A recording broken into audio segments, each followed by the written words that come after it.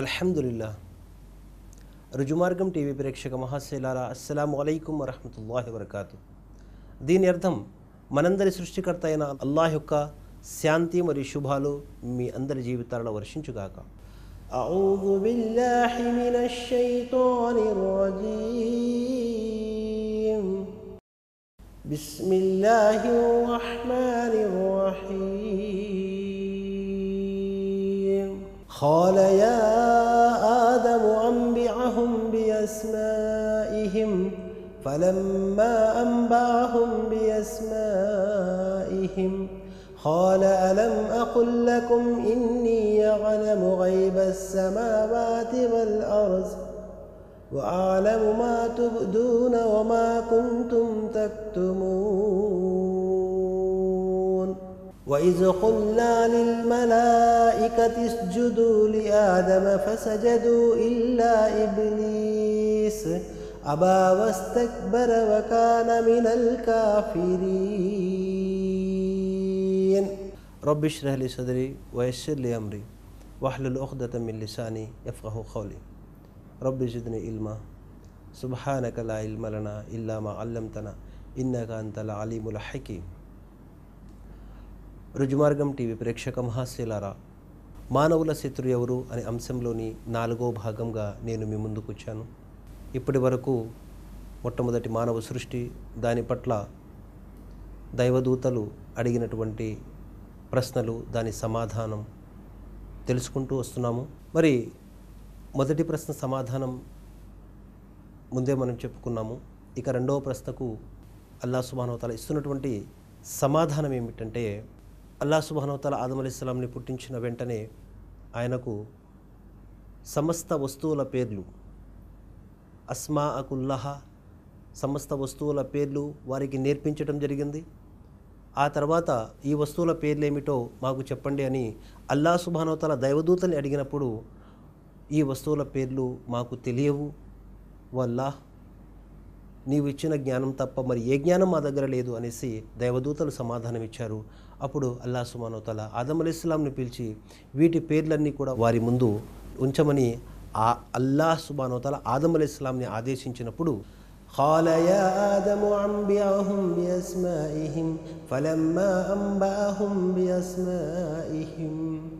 అప్పుడు అల్లాహ్ సుబ్హానహు వ తఆలా ఆదం అలైహిస్సలాంతో, ఓ ఆదం, ఈ వస్తువుల పేర్లు ఏమిటో కాస్త వారికి తెలుపు అని అల్లాహ్ ఆదేశించిన వెంటనే ఆదం అలైహిస్సలాం ఈ వస్తువుల పేర్లన్నీ కూడా దైవదూతల ముందు వివరించారు.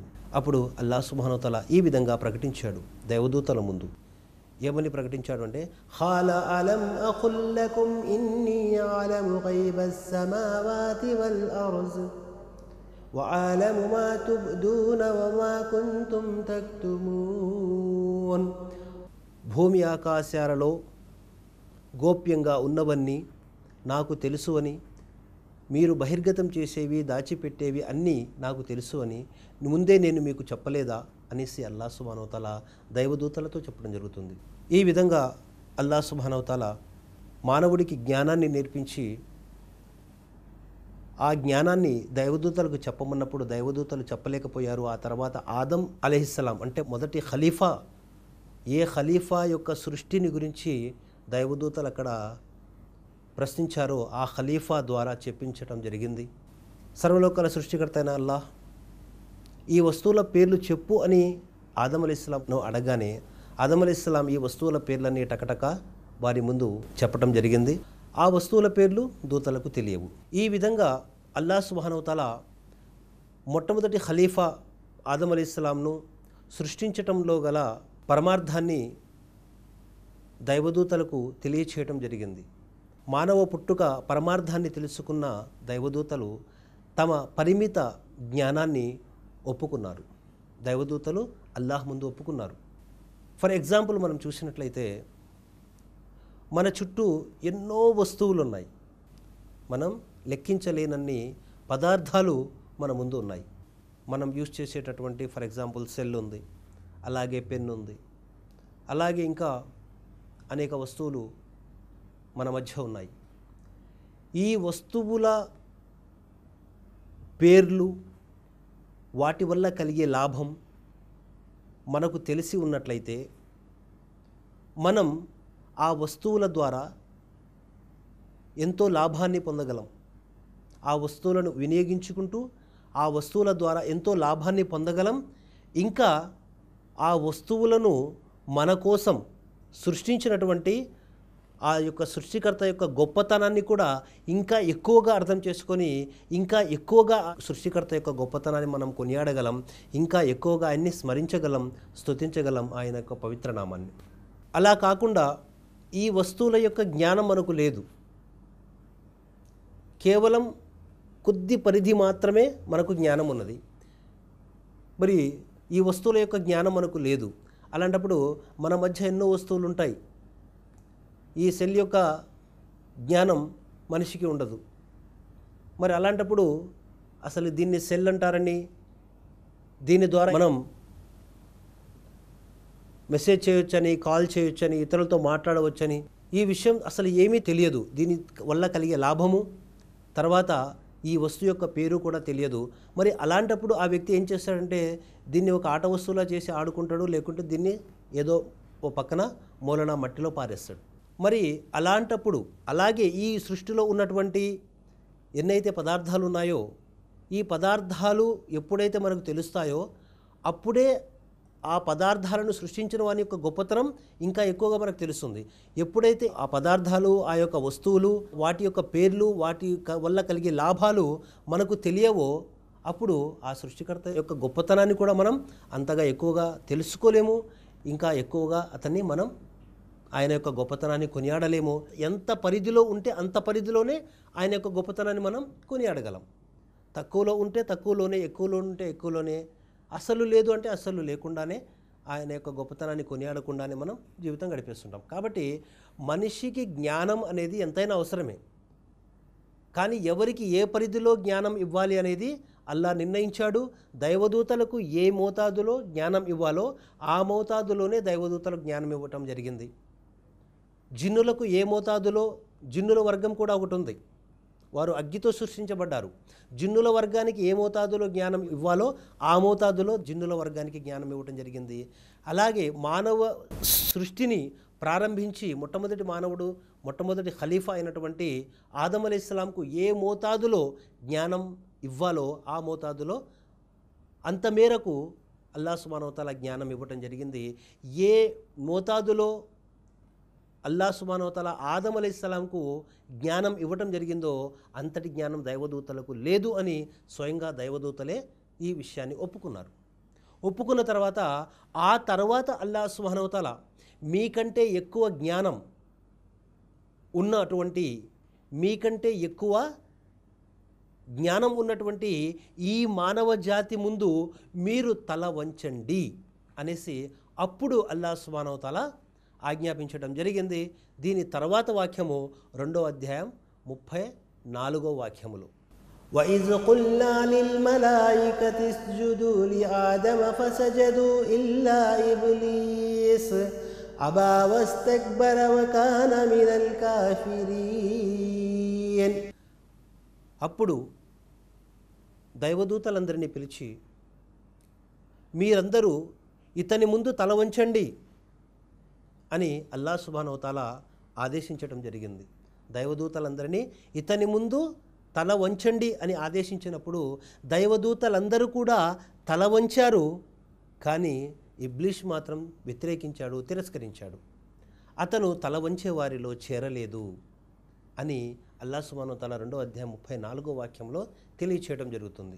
2వ అధ్యాయం 30వ వాక్యంలో మానవ సృష్టి ప్రారంభాన్ని దైవదూతల ముందు ఉంచిన దగ్గర నుండి తీసుకొని మరి ఆ తర్వాత 2వ అధ్యాయం 31, 32, 33 వాక్యాలలో మరి మానవ జాతి యొక్క ఔన్నత్యాన్ని దైవదూతలకు తెలియచేశాడు. ఆ తర్వాత ఆదం అలైహిస్సలాం ముందు తల వంచమని, ఇక్కడ సజ్దా చేయమని ఆదేశించాడు. మరి దైవదూతలందరూ సజ్దా చేశారు. సజ్దా అంటే అక్కడ తల వంచటం, తల వంచటం. ఇక్కడ సజ్దా అనేటటువంటి పదానికి 2 అర్థాలు వస్తాయి. ఒకటి సర్వసృష్టికర్త అయినటువంటి అల్లాహ్ ముందు చేయటం. ఈ సజ్దా నుదురును నేలకు ఆనించి చేసేటటువంటి సజ్దా. ఈ సజ్దా ఒక్క అల్లాహ్కి మాత్రమే చెల్లుతుంది, ఇంకెవరికి కూడా ఈ సజ్దా చేయకూడదు. నుదురును నేలకు ఆనించి చేసే సజ్దా కేవలం ఒక అల్లాహ్కి మాత్రమే చెందుతుంది. ఇక రెండవ సజ్దా, ఈ సజ్దా తల వంచటం, ఇలా తల వంచటం, వినమ్రులై తల వంచటం. ఏ విధంగానైతే రాజుగారి ముందు తమ భటులు ఇలా వినమ్రులై తల వంచుతారో ఆ విధంగా వినమ్రులై తల వంచటం దీన్ని కూడా సజ్దా అంటారు. మరి ఈ యొక్క దైవదూతలు ఆదం అలైహిస్సలాంకి చేసింది నుదురును నేలకు ఆనించేటటువంటి సజ్దా కాదు, వినమ్రులై తల వంచే సజ్దా అనే విషయాన్ని ఇక్కడ మనం గ్రహించాలి. వినమ్రులై తల వంచారు దైవదూతలు, కానీ ఇబ్లీష్ మాత్రం తిరస్కరించాడు. ఇక్కడ మానవుడి యొక్క ఔన్నత్యం ఇంత గొప్పదవటానికి, దైవదూతలు సైతం మానవుడి ముందు తల వంచటానికి కారణం మానవుడికి కలిగినటువంటి జ్ఞానం. మొట్టమొదటి మానవులందరి తండ్రి అయినటువంటి ఆదం అలైహిస్సలాంను సర్వలోకాల సృష్టికర్త అయినటువంటి అల్లాహ్ సుబ్హానహు వ తఆలా పుట్టించగానే చేసిన మొట్టమొదటి కార్యం ఏమిటంటే మానవుడికి జ్ఞానాన్ని నేర్పించాడు. మొట్టమొదటి పని మానవుడికి జ్ఞానాన్ని నేర్పించాడు. అంటే జ్ఞానం వల్ల మనిషి ఉన్నతమైనటువంటి స్థానాన్ని పొందాడు. ఆ తర్వాత అల్లాహ్ సుబ్హానహు వ తఆలా చిట్ట చివరి దైవ గ్రంథమైనటువంటి పవిత్ర ఖురాన్ సూరా అల్ ఖలం 96వ అధ్యాయం 4-5 వాక్యాలలో అల్లజీ అల్లమ బిల్ ఖలం, ఆయన మనిషికి కలము ద్వారా జ్ఞానాన్ని నేర్పించాడు అని తెలియజేయటమే కాకుండా అల్లమల్ ఇన్సాన మాలం యాలం, మనిషి ఎరుగని జ్ఞానాన్ని అతనికి నేర్పించాడు అల్లాహ్ సుబ్హానహు వ తఆలా అని ఈ వాక్యాలలో 96వ అధ్యాయం 4-5 వాక్యాలలో తెలియచేయడం జరుగుతుంది. మొట్టమొదటి మానవుడైనటువంటి ఆదం అలైహిస్సలాంని సృష్టించిన వెంటనే అల్లాహ్ సుబ్హానహు వ తఆలా చేసిన మొట్టమొదటి పని మానవుడికి జ్ఞానాన్ని నేర్పించాడు. ఖురాన్ గ్రంథంలోని 96వ అధ్యాయం 4-5 వాక్యాలు, ఈ వాక్యాల ద్వారా మనకు తెలుస్తున్నటువంటి విషయం ఏంటంటే మానవుడికి తెలియనటువంటి జ్ఞానాన్ని దేవుడు మానవుడికి ఇచ్చాడు. ఆ తర్వాత కలము ద్వారా మనిషికి జ్ఞానాన్ని నేర్పించాడు అనేసి అల్లాహ్ సుబ్హానహు వ తఆలా తెలియచేయడం జరుగుతుంది. ఫర్ ఎగ్జాంపుల్, మనలో కొంతమంది ఊహించవచ్చు, కలము అంతకుముందు ఎక్కడదండి, మనమే కదా సృష్టించుకున్నాం. ఈ పెన్ అనేది మనమే కదా సృష్టించుకున్నాం. అంతకుముందు ఈ పెన్స్, ఈ కలాలు ఎక్కడున్నాయనేసి బహుశా మీలో సందేహం రావచ్చు. కానీ అల్లాహ్ సుబ్హానహు వ తఆలా ఈ భూమిలో ఉన్నటువంటి వేల జీవరాశులను పుట్టించలేదు, మానవ జాతిని పుట్టించలేదు, జిన్ను జాతిని పుట్టించలేదు, దైవ దూతల జాతిని పుట్టించలేదు. అంతకు మునుపే అల్లాహ్ సుబ్హానహు వ తఆలా కలాన్ని సృష్టించాడు. మొట్టమొదట అల్లాహ్ సుబ్హానహు వ తఆలా కలాన్ని సృష్టించాడు. కలాన్ని సృష్టించి ఏమన్నాడు? ఆ కలాన్ని ఆజ్ఞాపించాడు. మానవుల విధివ్రాతను వ్రాయమని ఆజ్ఞాపించాడు. ఆ కలము మానవుల యొక్క విధివ్రాతను వ్రాసింది. ఆ తర్వాత అల్లాహ్ సుబ్హానహు వ తఆలా తన గ్రంథాలైనటువంటి తౌరాత్, ఇంజీల్, జబూర్ మరియు అంతిమ దైవ గ్రంథమైనటువంటి పవిత్ర ఖురాన్ని వ్రాయించడం జరిగింది కలం ద్వారా అంతిమ దైవ గ్రంథమైనటువంటి ఖురాన్ను రాయించడం జరిగింది. సర్వలోకాల సృష్టికర్త అయినటువంటి అల్లాహ్ సుబ్హానహు వ తఆలా జ్ఞానం ఆధారంగా మనిషి యొక్క స్థానాన్ని పెంచాడు. ఈ భూమిలో ఉన్నటువంటి సమస్త జీవరాశుల కన్నా, జిన్నుల కన్నా, దైవదూతల కన్నా ఉన్నతమైనటువంటి స్థానం మానవుడికి దక్కటానికి గల కారణం దేవుడు మానవుడికి ఇచ్చినటువంటి జ్ఞానము, విద్య. సర్వలోకాల సృష్టికర్త అయినటువంటి అల్లాహ్ సుబ్హానహు వ తఆలా ఆయన మొట్టమొదట కలాన్ని తయారు చేసి ఆ కలము ద్వారా విధివ్రాతను వ్రాయించాడు. అంతేకాకుండా తను భూమిపై అవతరింపజేసినటువంటి గ్రంథాలలో తౌరాత్, ఇంజీల్, జబూర్, ఇంకా అంతిమ దైవ గ్రంథమైనటువంటి పవిత్ర ఖురాన్, ఏ ఖురాన్ అయితే నేడు మన ముందు ఉన్నదో ఈ పవిత్ర ఖురాన్ ఒకప్పుడు 1436 సంవత్సరాలకు పూర్వం ఈ ఖురాన్ ఎక్కడుంది అంటే ఇది 7 ఆకాశాలపై సిద్రతుల్ ముంతహా అనేటటువంటి ఒక చెట్టు పక్కనే ఉన్నటువంటి లౌహె మహ్ఫూజ్లో భద్రపరచబడి ఉన్నది. లౌహె మహ్ఫూజ్ యందు భద్రపరచబడి ఉన్నటువంటి ఈ గ్రంథము ఎప్పుడు లిఖించబడింది అంటే ఏ జీవి పుట్టక ముందే అల్లా సుబ్హానహు తాలా ముందుగా కలాన్ని తయారు చేసి ఆ కలము ద్వారా ఈ గ్రంథాన్ని రాయించడం జరిగింది, అంతిమ దైవ గ్రంథం ఖురాన్ని. దీనిని గురించి ఖురాన్ గ్రంథంలో 85వ అధ్యాయం 21, 22 వాక్యాలలో తెలియచేయటం జరిగింది. బల్ హువ ఖుర్ఆనుం మజీద్ ఫీ లౌహిం మహ్ఫూజ్. ఈ ఖురాన్ మహత్తరమైనది, సురక్షితమైన ఫలకంపై వ్రాయబడి ఉన్నది, లౌహే మహ్ఫూజ్ యందు ఇది భద్రంగా ఉంది అనేసి అల్లా సుబ్హానహు తాలా ఈ వాక్యంలో తెలియచేయడం జరుగుతుంది. సృష్టి కంటే ముందు, ఈ యొక్క జీవరాశుల కంటే ముందు అల్లా సుబ్హానహు తాలా కలాన్ని తయారు చేశాడు, ఆ కలం ద్వారా గ్రంథాలను రాయించాడు, ఆ తర్వాత దైవదూతల్ని పుట్టించాడు, ఆ తర్వాత జిన్నుల వర్గాన్ని పుట్టించాడు, ఆ తర్వాత మానవ జాతిని పుట్టించాడు, ఆ మానవ జాతికి జ్ఞానాన్ని ఇచ్చాడు. ఈ జ్ఞానం విద్య ఆధారంగానే మనిషి ఉన్నతమైనటువంటి స్థానాన్ని పొందగలిగాడు. ఎంతవరకు అంటే దైవదూతలు సైతం వినమ్రతతో తలను ఆదం అలైహిస్సలాం ముందు వంచేశారు. అంత ఎక్కువ గొప్ప స్థానాన్ని ఇచ్చాడు అల్లా సుబ్హానహు తాలా.